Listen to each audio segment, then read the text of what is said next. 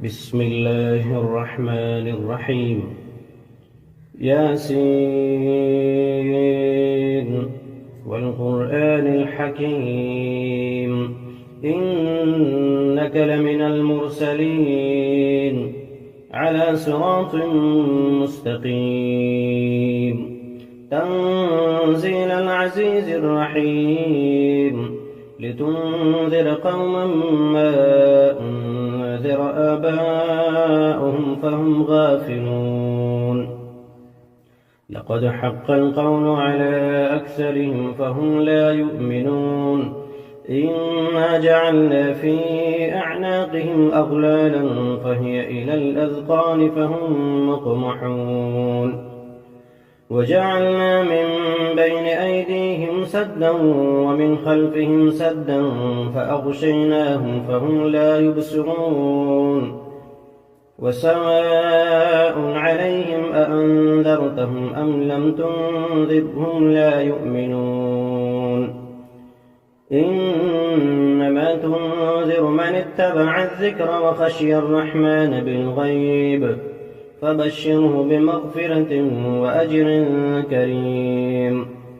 إنا نحن نحيي الموتى ونكتب ما قدموا وآثارهم وكل شيء أحصيناه في إمام مبين واضرب لهم مثلا أصحاب القرية إذ جاءها المرسلون إذ أرسلنا إليهم اثنين فكذبوهما فعززنا بثالث فقالوا إنا إليكم مرسلون قالوا ما أنتم إلا بشر مثلنا وما أنزل الرحمن من شيء إن أنتم إلا تكذبون قالوا ربنا يعلم إنا إليكم لمرسلون وما علينا إلا البلاغ المبين قالوا إنا تطيرنا بكم لئن لم تنتهوا لنرجمنكم وليمسنكم منا عذاب أليم قالوا طائركم معكم أئن ذكرتم بل أنتم قوم مسرفون وجاء من أقصى المدينة رجل يسعى قال يا قوم اتبعوا المرسلين اتبعوا من لا يسألكم أجرا وهم مهتدون وما لي لا أعبد الذي فطرني وإليه ترجعون أأتخذ من دونه آلهة إن يردني الرحمن بضر لا تغن عني شفاعتهم شيئا ولا ينقذون إني إذا لفي ضلال مبين إني آمنت بربكم فاسمعون قيل ادخل الجنة قال يا ليت قومي يعلمون بما غفر لي ربي وجعلني من المكرمين وما أنزلنا على قومه من بعده من جند من السماء وما كنا منزلين إن كانت إلا صيحة واحدة فإذا هم خامدون يا حسرة على العباد ما يأتيهم من رسول إلا كانوا به يستهزئون ألم يروا كم أهلكنا قبلهم من القرون أنهم إليهم لا يرجعون وإن كل لما جميع لدينا محضرون وآية لهم الأرض الميتة أحييناها وأخرجنا منها حبا فمنه يأكلون وجعلنا فيها جنات من نخيل وأعناب وفجرنا فيها من العيون ليأكلوا من ثمره وما عملته أيديهم أفلا يشكرون سبحان الذي خلق الأزواج كلها مما تنبت الأرض ومن أنفسهم ومما لا يعلمون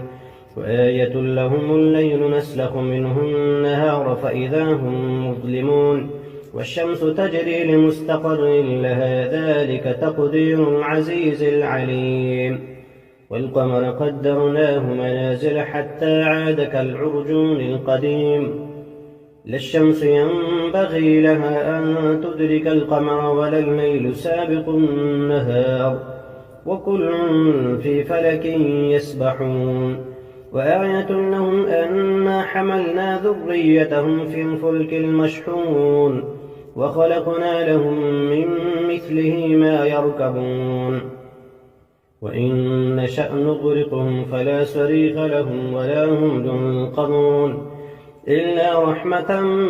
منا ومتاعا إلى حين وإذا قيل لهم اتقوا ما بين أيديكم وما خلفكم لعلكم ترحمون وما تأتيهم من آية من آيات ربهم إلا كانوا عنها معرضين وإذا قيل لهم أنفقوا مما رزقكم الله قال الذين كفروا للذين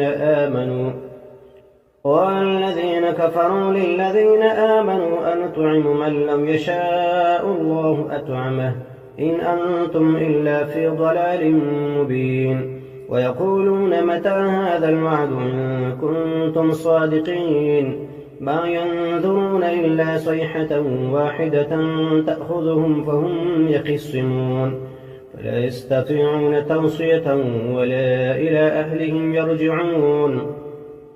ونفخ في الصور فإذا هم من الأجداث إلى ربهم ينسلون قالوا يا ويلنا من بعثنا من مرقدنا هذا ما وعد الرحمن وصدق المرسلون إن كانت إلا صيحة واحدة فإذا هم جميع لدينا محضرون فاليوم لا تظلم نفس شيئا ولا تجزون إلا ما كنتم تعملون إن أصحاب الجنة اليوم في شغل فاكهون هم وأزواجهم في ظلال على الأرائك متكئون لهم فيها فاكهة ولهم ما يدعون سلام قولا من رب رحيم وامتازوا اليوم أيها المجرمون ألم أعهد إليكم يا بني آدم ألا تعبدوا الشيطان إنه لكم عدو مبين وأن اعبدوني هذا صراط مستقيم ولقد أضل منكم جبلا كثيرا أفلم تكونوا تعقلون هذه جهنم التي كنتم توعدون اصلوها اليوم بما كنتم تكفرون اليوم نختم على أفواههم وتكلمنا أيديهم وتشهد أرجلهم بما كانوا يكسبون ولو نشاء لطمسنا على أعينهم فاستبقوا الصراط فأنى يبصرون ولو نشاء لمسخناهم على مكانتهم فما استطاعوا مضيا ولا يرجعون ومن نعمره ننكسه في الخلق أفلا يعقلون وما علمناه الشعر وما ينبغي له إن هو إلا ذكر وقرآن مبين لينذر من كان حيا ويحق القول على الكافرين أولم يروا أنا خلقنا لهم مما عملت أيدينا أنعاما فهم لها مالكون وذللناها لهم فمنها ركوبهم ومنها يأكلون ولهم فيها منافع ومشارب أفلا يشكرون واتخذوا من دون الله آلهة لعلهم ينصرون لا يستطيعون نصرهم وهم لهم جند محضرون فلا يحزنك قولهم إنا نعلم ما يسرون وما يعلنون أولم ير الإنسان أنا خلقناه من نطفة فإذا هو خصيم مبين وضرب لنا مثلا ونسي خلقه قال من يحيي العظام وهي رميم قل يحييها الذي أنشأها أول مرة وهو بكل خلق عليم الذي جعل لكم من الشجر الأخضر نارا فإذا أنتم منه توقدون أوليس الذي خلق السماوات والأرض بقادر على أن يخلق مثلهم بلى وهو الخلاق العليم إنما أمره إذا أراد شيئا أن يقول له كن فيكون. فسبحان الذي بيده ملكوت كل شيء وإليه ترجعون. بسم الله الرحمن الرحيم. الحمد لله الذي أنزل على عبده الكتاب ولم يجعل له عوجا قيما لينذر بأسا شديدا من لدنه ويبشر المؤمنين الذين يعملون الصالحات أن لهم أجرا حسنا ماكثين فيه أبدا وينذر الذين قالوا اتخذ الله ولدا ما لهم به من علم ولا لآبائهم كبرت كلمة تخرج من أفواههم إن يقولون إلا كذبا فلعلك باخع نفسك على آثارهم إن لم يؤمنوا بهذا الحديث أسفا إنا جعلنا ما على الأرض زينة لها لنبلوهم أيهم أحسن عملا وإنا لجاعلون ما عليها صعيدا جرزا أم حسبت أن أصحاب الكهف والرقيم كانوا من آياتنا عجبا إذ أوى الفتية إلى الكهف فقالوا ربنا آتنا من لدنك رحمة وهيئ لنا من أمرنا رشدا فضربنا على آذانهم في الكهف سنين عددا ثم بعثناهم لنعلم أي الحزبين أحصى لما لبثوا أمدا نحن نقص عليك نبأهم بالحق إنهم فتية آمنوا بربهم وزدناهم هدى وربطنا على قلوبهم إذ قاموا فقالوا ربنا رب السماوات والأرض لن ندعو من دونه إلها لقد قلنا إذا شططا هؤلاء قوم اتخذوا من دونه آلهة لولا يأتون عليهم بسلطان بين فمن أظلم ممن افترى على الله كذبا وإذ اعتزلتموهم وما يعبدون إلا الله فأووا إلى الكهف ينشر لكم ربكم من رحمته ويهيئ لكم من أمركم مرفقا وترى الشمس إذا طلعت تزاور عن كهفهم ذات اليمين وإذا غربت تقرضهم ذات الشمال وهم في فجوة منه ذلك من آيات الله من يهد الله فهو المهتد ومن يضلل فلن تجد له وليا مرشدا وتحسبهم أيقاظا وهم رقود ونقلبهم ذات اليمين وذات الشمال وكلبهم باسط ذراعيه بالوصيد لو اطلعت عليهم لوليت منهم فرارا ولملئت منهم رعبا وكذلك بعثناهم ليتساءلوا بينهم قال قائل منهم كم لبثتم قالوا لبثنا يوما أو بعض يوم قالوا ربكم أعلم بما لبثتم فابعثوا أحدكم بورقكم هذه إلى المدينة فلينظر أيها أزكى طعاما فليأتكم برزق منه وليتلطف ولا يشعرن بكم أحدا إنهم إن يظهروا عليكم يرجموكم أو يعيدوكم في ملتهم ولن تفلحوا إذا أبدا وكذلك أعثرنا عليهم ليعلموا أن وعد الله حق وأن الساعة لا ريب فيها إذ يتنازعون بينهم أمرهم فقالوا بنوا عليهم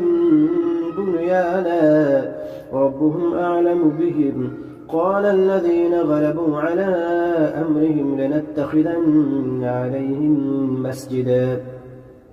سيقولون 3 رابعهم كلبهم ويقولون 5 سادسهم كلبهم رجما بالغيب ويقولون 7 وثامنهم كلبهم قل ربي أعلم بعدتهم ما يعلمهم إلا قليل فلا تمار فيهم إلا مراء ظاهرا ولا تستفت فيهم منهم أحدا ولا تقولن لشيء إني فاعل ذلك غدا إلا أن يشاء الله واذكر ربك إذا نسيت وقل عسى أن يهديني ربي لأقرب من هذا رشدا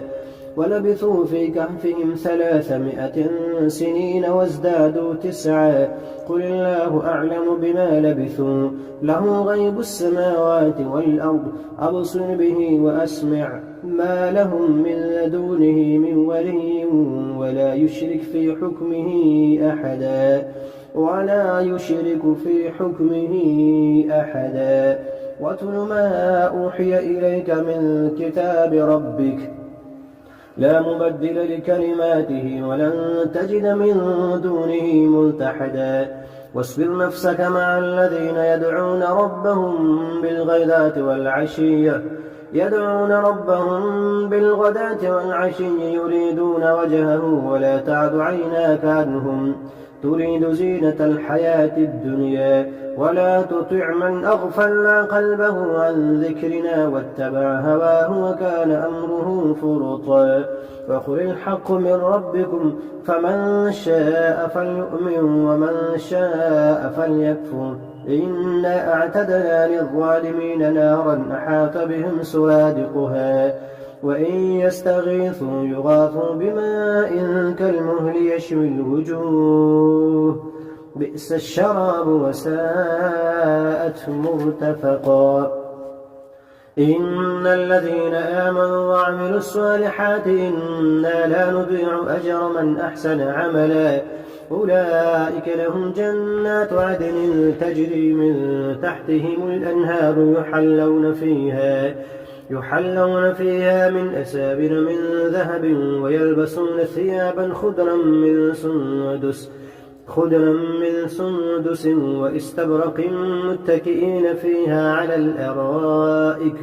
نعم الثواب وحسنت مرتفقا واضرب لهم مثلا رجلين جعلنا لأحدهما جنتين من أعناب وحففناهما بنخل وجعلنا بينهما زرعا كلتا الجنتين آتت أكلها ولم تظلم منه شيئا وفجرنا خلالهما نهرا وكان له ثمر فقال لصاحبه وهو يحاوره أنا أكثر منك مالا وأعز نفرا ودخل جنته وهو ظالم لنفسه قال ما أظن أن تبيد هذه أبدا وما أظن الساعة قائمة ولئن رددت إلى ربي لأجدن خيرا منها منقلبا قال له صاحبه وهو يحاوره أكفرت بالذي خلقك من تراب ثم من نطفة ثم سواك رجلا لكن هو الله ربي ولا أشرك بربي أحدا ولولا إذ دخلت جنتك قلت ما شاء الله لا قوة إلا بالله إن ترني أنا أقل منك مالا وولدا فعسى ربي أن يؤتيني خيرا من جنتك ويرسل عليها حسبانا من السماء فتصبح صعيدا زلقا أو يصبح ماؤها غورا فلن تستطيع له طلبا وأحيط بثمره فأصبح يقلب كفيه على ما أنفق فيها وهي خابية على عروشها ويقول يا ليتني لم أشرك بربي أحدا ولم تكن له فئة ينصرونه من دون الله وما كان منتصرا هنالك الولاية لله الحق هو خير ثوابا وخير عقبا واضرب لهم مثل الحياة الدنيا كماء إن أنزلناه من السماء فاختلط به نبات الأرض فأصبح هشيما تذروه الرياح وكان الله على كل شيء مقتدرا المال والبنون زينة الحياة الدنيا والباقيات الصالحات خير عند ربك ثوابا وخير أملا ويوم نسير الجبال وترى الأرض بارزة وحشرناهم فلم نغادر منهم أحدا وعرضوا على ربك صفا لقد جئتمونا كما خلقناكم أول مرة بل زعمتم أن لن نجعل لكم موعدا ووضع الكتاب فترى المجرمين مشفقين مما فيه ويقولون يا ويلتنا ما لهذا الكتاب لا يغادر صغيرة ولا كبيرة إلا أحصاها ووجدوا ما عملوا حاضرا ولا يظلم ربك أحدا وإذ قلنا للملائكة اسجدوا لآدم فسجدوا إلا إبليس كان من الجن ففسق عن أمر ربه أفتتخذونه وذريته أولياء من دوني وهم لكم عدو بئس للظالمين بدلا ما أشهدتم خلق السماوات والأرض ولا خلق أنفسهم وما كنت متخذ المضلين عضدا ويوم يقول نادوا شركائي الذين زعمتم فدعوهم ولم يستجيبوا لهم وجعلنا بينهم موبقا ورأى المجرمون النار فظنوا أنهم مواقعوها ولم يجدوا عنها مصرفا ولقد صرفنا في هذا القرآن للناس من كل مثل وكان الإنسان أكثر شيء جدلا وما منع الناس أن يؤمنوا إذ جاءهم الهدى ويستغفروا ربهم إلا أن تأتيهم سنة الأولين أو يأتيهم العذاب قبلا وما نرسل المرسلين إلا مبشرين ومنذرين ويجادل الذين كفروا بالباطل ليدحضوا به الحق واتخذوا آياتي وما أنذروا هزوا ومن أظلم ممن ذكر بآيات ربه فأعرض عنها ونسي ما قدمت يداه إنا جعلنا على قلوبهم أكنة أن يفقهوه وفي آذانهم وقرا وإن تدعهم إلى الهدى فلن يهتدوا إذا أبدا وربك الغفور ذو الرحمة لو يؤاخذهم بما كسبوا لعجل لهم العذاب بل لهم موعد لن يجدوا من دونه موئلا وتلك القرى أهلكناهم لما ظلموا وجعلنا لمهلكهم موعدا وإذ قال موسى لفتاه لا أبرح حتى أبلغ مجمع البحرين أو أمضي حقبا فلما بلغا مجمع بينهما نسيا حوتهما فاتخذ سبيله في البحر سربا فلما جاوزا قال لفتاه آتنا غداءنا لقد لقينا من سفرنا هذا نصبا قال أرأيت إذ أوينا إلى الصخرة فإني نسيت الحوت وما أنسانيه إلا الشيطان أن أذكره واتخذ سبيله في البحر عجبا قال ذلك ما كنا نبغي فارتد على آثارهما قصصا فوجدا عبدا من عبادنا آتيناه رحمة من عندنا وعلمناه من لدنا علما. قال له موسى هل أتبعك على أن تعلمني مما علمت رشدا؟ قال إنك لن تستطيع معي صبرا وكيف تصبر على ما لم تحط به خبرا؟ قال ستجدني إن شاء الله صابرا ولا أعصي لك أمرا. قال فإن اتبعتني فلا تسألني عن شيء حتى أحدث لك منه ذكرا. فانطلقا حتى إذا ركبا في السفينة خرقها قال أخرقتها لتغرق أهلها لقد جئت شيئا إمرا. قال ألم أقل إنك لن تستطيع معي صبرا؟ قال لا تؤاخذني بما نسيت ولا ترهقني من أمري عسرا. فانطلقا حتى إذا لقيا غلاما فقتله قال أقتلت نفسا زكية بغير نفس لقد جئت شيئا نكرا. قال ألم نقل لك إنك لن تستطيع معي صبرا؟ قال إن سألتك عن شيء بعدها فلا تصاحبني قد بلغت من لدني عذرا. فانطلقا حتى إذا أتيا أهل قرية استطعما أهلها فأبوا أن يضيفوهما فوجدا فيها جدارا يريد أن ينقض فأقامه. قال لو شئت لاتخذت عليه أجرا. قال هذا فراق بيني وبينك سأنبئك بتأويل ما لم تستطع عليه صبرا. أما السفينة فكانت لمساكين يعملون في البحر فأردت أن أعيبها وكان وراءهم ملك يأخذ كل سفينة غصبا. وأما الغلام فكان أبواه مؤمنين فخشينا أن يرهقهما طغيانا وكفرا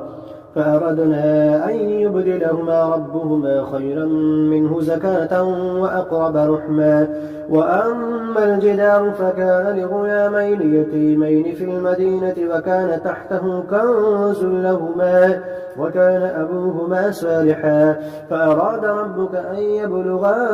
أشدهما ويستخرجا كنزهما رحمة من ربك وما فعلته عن أمري ذلك تأويل ما لم تستطع عليه صبرا. ويسألونك عن ذي القرنين قل سأتلو عليكم منه ذكرا. إنا مكنا له في الأرض وآتيناه من كل شيء سببا فأتبع سببا حتى إذا بلغ مغرب الشمس وجدها تغرب في عين حمئة ووجد عندها قوما. قلنا يا ذا القرنين إما أن تعذب وإما أن تتخذ فيهم حسنا. قال أما من ظلم فسوف نعذبه ثم يرد إلى ربه فيعذبه عذابا نكرا. وأما من آمن وعمل صالحا فله جزاء الحسنى وسنقول له من أمرنا يسرا. ثم أتبع سببا حتى إذا بلغ مطلع الشمس وجدها تطلع على قوم لم نجعل لهم من دونها سترا كذلك وقد أحطنا بما لديه خبرا. ثم أتبع سببا حتى إذا بلغ بين السدين وجد من دونهما قوما لا يكادون يفقهون قولا. قالوا يا ذا القرنين إن يأجوج ومأجوج مفسدون في الأرض فهل نجعل لك خرجا على أن تجعل بيننا وبينهم سدا؟ قال ما مكنني فيه ربي خير فأعينوني بقوة أجعل بينكم وبينهم ردما. آتوني زبر الحديد حتى إذا ساوى بين الصدفين قال انفخوا حتى إذا جعله نارا قال آتوني أفرغ عليه قطرا. فما استطاعوا أن يظهروه وما استطاعوا له نقبا. قال هذا رحمة من ربي فإذا جاء وعد ربي جعله دكا وكان وعد ربي حقا. وتركنا بعضهم يومئذ يموج في بعض ونفخ في السور فجمعناهم جمعا وعرضنا جهنم يومئذ للكافرين عرضا الذين كانت أعينهم في غطاء عن ذكري وكانوا لا يستطيعون سمعا أفحسب الذين كفروا أن يتخذوا عبادي من دوني أولياء إنا أعتدنا للكافرين نزلا قل هل ننبئكم بالأخسرين أعمالا الذين ضل سعيهم في الحياة الدنيا وهم يحسبون أنهم يحسنون صنعا أولئك الذين كفروا بآيات ربهم ولقائه فحبطت أعمالهم فلا نقيم لهم يوم القيامة وزنا إن الذين آمنوا ذلك جزاؤهم جهنم بما كفروا واتخذوا آياتي ورسلي هزوا إن الذين آمنوا وعملوا الصالحات كانت لهم جنات الفردوس نزلا خالدين فيها لا يبغون عنها حولا قل لو كان البحر مدادا لكلمات ربي لنفد البحر قبل أن تنفد كلمات ربي ولو جئنا بمثله مددا قل إنما أنا بشر مثلكم يوحى إلي أنما إلهكم إله واحد فمن كان يرجو لقاء ربه فليعمل عملا صالحا ولا يشرك بعبادة ربه أحدا.